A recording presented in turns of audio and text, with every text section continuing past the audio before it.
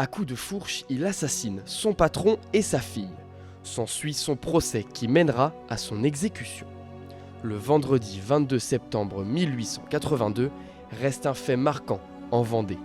Pierre-Jules Barbier est le dernier condamné à mort du département. C'est un bout d'histoire de la Vendée qui est raconté aux archives départementales. Au mur, un document datant de l'époque de l'exécution. La salle est remplie de passionnés d'histoire et pour certains, avant même de venir, ils ont mené leur petite enquête. C'est un document que j'apporte aux archives, que je pensais que les archives avaient. Le problème dans ces documents-là, je n'avais que les noms, il n'y a pas les prénoms pour accompagner.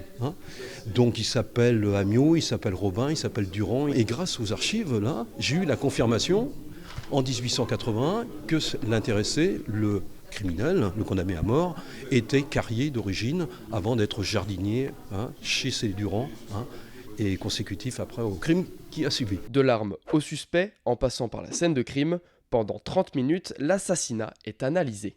Donc là, on a le détail de la pièce dans laquelle s'est déroulé le crime. L'objet de cette présentation, c'est de faire connaître aux Vendéens un document qui est sorti des collections des archives départementales pour en montrer toute la diversité et la richesse. À l'arrestation du domestique qui aurait commis ce double meurtre par convoitise afin de payer ses dettes, subvenir aux besoins de sa famille. Cette affaire, elle est intéressante parce qu'elle illustre effectivement l'évolution de la société du 19e siècle, où on voit notamment les convoitises pour l'argent du voisin qui est caché à son domicile à une époque où le système bancaire est peu développé.